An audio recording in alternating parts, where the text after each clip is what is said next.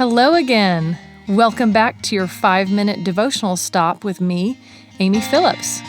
I'm on a journey moving from fear to faith, and I hope you'll join me for Just Believe.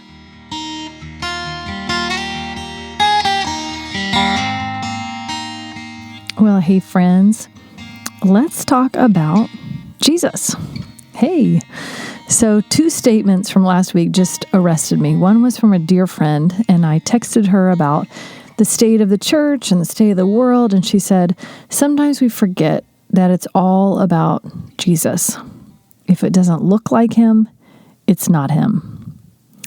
And then from Joy and Strength Devotional, I had this beautiful statement that I've read before. It says, the best Christian is he who reminds the people with whom he lives of the Lord Jesus Christ. He who never reminds anybody of the Lord Jesus Christ is not a Christian at all. That's George Hodges.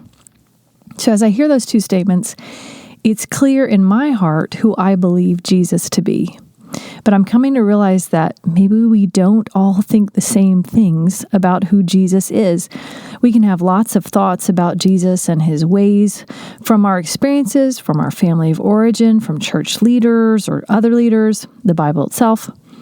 But I'm finding out that what would Jesus do is not that helpful if we all just do what we think Jesus would do with our lenses of the world and the Bible without sometimes actually knowing his ways.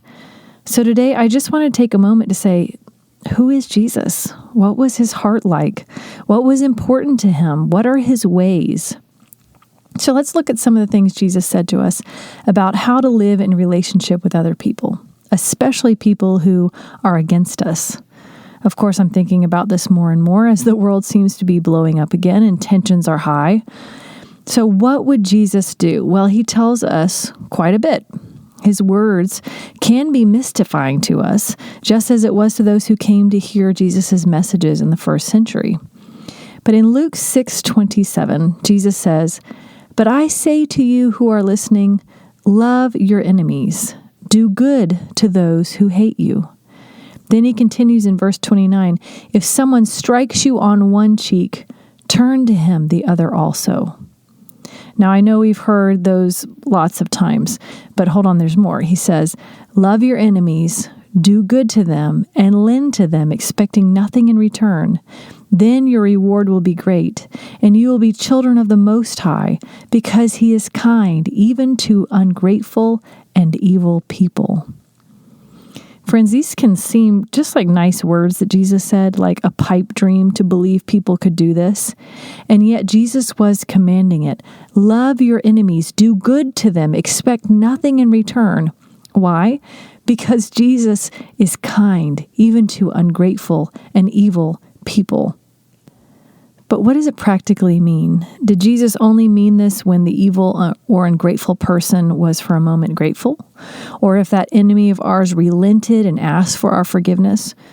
Or does he mean it all the time? Does he always mean to love them, even in the face of their persecution? Does he mean to turn the other cheek even when they may haul off and hit us again on the other side?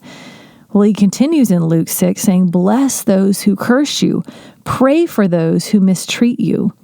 And in Matthew 5, but I say to you, love your enemies, bless them that curse you, do good to them that hate you, and pray for them, which despitefully use you and persecute you. It sounds to me like he's saying, all the time, we are called not just to love and do the opposite of how our flesh would normally respond, but to pray for those who are against us. Our flesh might want to pray for fire to be called down on those who've hurt us, like the sons of Zebedee tried to do. But Jesus rebuked them for that. We are instead to pray blessings, even if they have despitefully used us or persecuted us. All the time, pray for them. It feels like the pendulum has swung too far to the other side of self-care, that we've forgotten what Jesus said. Because yes, we need boundaries, and yes, we need to know when we should put up a wall for someone who's constantly hurting us or abusing us.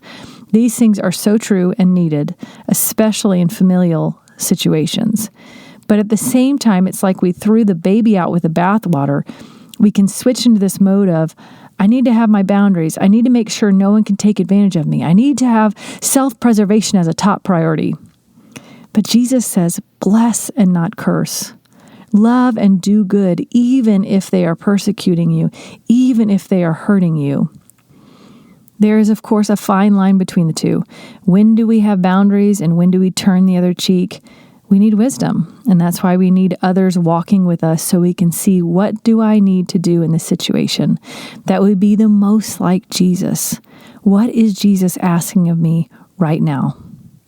So honestly, friends, I think most of the time what Jesus would do in my situation would probably be a lot different than what I would do. Why? Because he was not about preserving or protecting himself. Only one time did Jesus ever hint that he would rather have another way than the way of pain in front of him. In Luke 22, he says of the cross, Father, if you are willing, take this cup from me, yet not my will, but yours be done. In the same breath of asking for it to pass him by, he also states that he wants the Father's way more than his flesh's way. Jesus was never trying to preserve himself, but he was actually out to give his life away for us. In the Beatitudes, Jesus calls out many who were blessed. Blessed are the peacemakers, for they will be called children of God. He also says, blessed are the meek, for they shall inherit the earth. I think more than ever, we need to hear Jesus' words at this time in the world. Blessed are the peacemakers. Blessed are those who are blessing, not cursing. Blessed are those who are loving, not hating.